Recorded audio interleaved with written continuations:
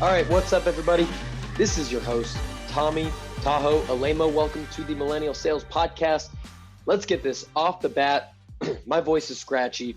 I was at a bachelor party this weekend in Scottsdale at the Waste Management Open. If you don't know what that is, look it up. I was on the 16th green. I was yelling a lot. So let's just call that what it is.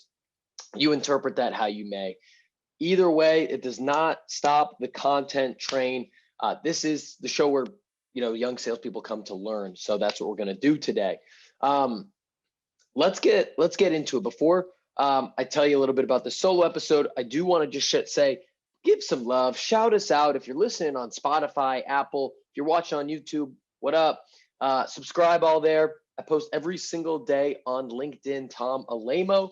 So give me a follow there, hit me up, connect with me, show me some love, show me some hate, whatever. I'd love to hear from you either way. This post was inspired by, or this podcast rather, was inspired by a post I put on LinkedIn. I saw a Slack thread the other day that was talking about sales books, and everyone's dropping Challenger sale and gap sale and question-based selling and all this shit. And some of those are pretty good, I won't lie. But if I was starting out in sales right now, and I know some people that are doing that, I would not recommend any of those books yet. You've got to set the foundation for success before you actually layer on top of it the tactics that you need. And so in my opinion, the best sales books, most of them don't have the word sales in the title. Most of them might not even have the word sales anywhere in the book. It's about the mindset. It's about becoming the person that can be successful as a salesperson before you get to tactics, although there are great tactical books that maybe I'll cover on another pod, but never split the difference, gap selling, fanatical prospecting, all great, but that's not where I would start. Here's where I'd start in no particular order. I'm going to go off my top 10, and here it is. Number 1, Think and Grow Rich by Napoleon Hill. This book changed my life. I was just starting my first sales job post-college. I was drinking, I was partying, I was doing all this crazy shit, thinking like if I do average or a little above average, which is what I was at, academically, then I'll be good. That's what I'm here for. And it completely changed my mind about being able to set really high goals and go after them hard, and has put me on the path of personal development ever since then. The second one is The Greatest Salesman in the World by Og Mandino. This is a very short book. It's a fable about a young camel boy who wants to be the greatest salesman in the world. He stumbles upon these 10 scrolls by the current greatest salesman in the world, then that he follows. And what you're supposed to do is read the scroll. Each scroll is about 5 very short pages. You're supposed to read them morning, noon, and night for 30 days each. And so it should take you 10 months to do it. And I actually did that last year, March through December, and had one of my best sales years ever. It will absolutely lock you in on being a great salesperson, waking up with positive energy to the world, wanting to serve others. It's amazing. This third book, The 4 Agreements by Don Miguel Ruiz. This book would also be, I would classify as life-changing. Tom Brady reads it every single offseason. So there's that. It gives you the 4 agreements that you should have with yourself as to, how to, kind of create a good internal structure so that you don't get swayed off course. If I can remember them off the top of my head, it's don't take anything personally. It's always do your best. It's, I'm forgetting 3 and 4 off the top of my head, but read the book. It's great. The fourth book, The Obstacle is the Way by Ryan Holiday. Amazing. It is what it says. I actually have a necklace that says the same thing. The obstacle is the way. It's not to run away from the obstacle. It's not to try to go around the obstacle. It's not to cower in fear. The only way to get to what you want to do is go through the obstacle. And Ryan breaks in history, breaks in military strategy, sports, all based within Stoicism, which is really the heat of what he brings. Number 5, The War of Art by Stephen Pressfield. I know what you're thinking. Salespeople aren't artists. I don't necessarily agree with you. And this book is not really about art. It's about the things that he calls resistance that blocks us from doing something that we're meant to do, that we want to do, that betters our lives. Whether it's selling, whether it's going to the gym, starting a relationship, starting a business, anything that takes real strength, internal strength and activity. He breaks down resistance as our number one enemy and how to defeat it. Number 6, The Alchemist, Paulo Coelho. I'm actually rereading this right now.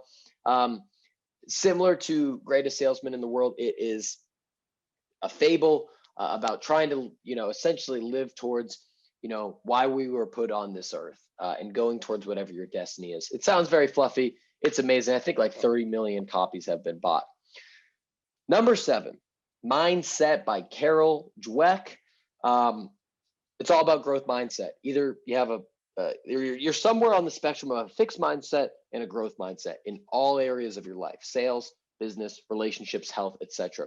And so if you're growth in one, it's very possible that you might be fixed in another or somewhere on that spectrum. And that was really kind of like brain shattering to me at the time when I read the book.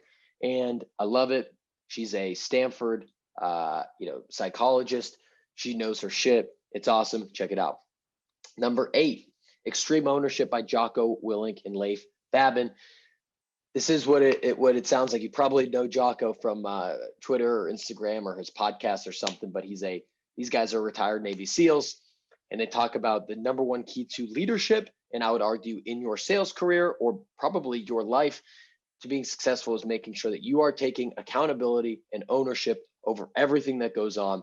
If you're making excuses, if you're blaming others, there's no way that you're going to learn from your failures and move on. Number 9, The One Thing by Gary Keller. Gary Keller created Keller Williams, or half of Keller Williams, which I believe is the number one real estate firm in the world. And the whole premise is always focus on the one thing that you can do every day that makes everything else either, you don't need to do them, or they get done because you got that one thing done. You know what I'm saying? So instead of focusing on which supplement to take, get your workout in. Instead of wondering, should your third word on your subject line be slightly tweaked?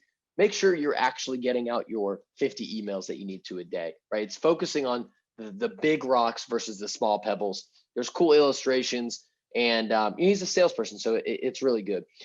The last one, Shoe Dog by Phil Knight. Phil Knight is the founder of Nike, and this is the best entrepreneurial story that I've ever read. It's amazing. Goes through the ups and downs of him founding it after college. He was afraid to tell his dad he had the idea, and then he's going through, years and years and years and decades upon almost going bankrupt and battling people in Japan who are faking his product and taking it to the market. It's a crazy, crazy story, and Phil Knight is so authentic. He's so real and vulnerable, and I just loved that story, and it fires me up to think that I can do great things too. And so that's why I would choose that one. There's a lot of other great books that would probably be honorable mentions, like I think How to Win Friends and Influence People by Dale Carnegie, Atomic Habits by James Clear, Grit by Angela Duckworth are a few notable ones. There's so many great books out there, y'all. I think these are, I'm just looking through some of the comments too, like Tim Grover's book, Relentless, is great. So I would definitely check them out. Check these books out if you're just starting your sales career, even if you're not. If you haven't read all 10 of these and you're getting too into the weeds and you need a little pump me up, you need a little mindset change, check these 10 books out. Let me know what you think. If I missed one, give me a shout out on LinkedIn, Tom Alemo. Let me know if you agree or disagree, and hit subscribe wherever you're listening on YouTube, Spotify, Apple, etc.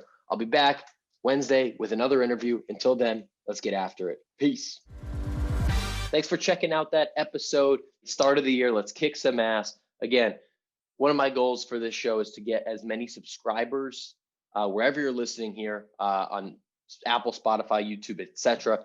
Subscribe, leave a review, and then hit me up on LinkedIn, Tom Alemo, or any of my other socials at Tommy Tahoe. Look forward to connecting with you there. Peace.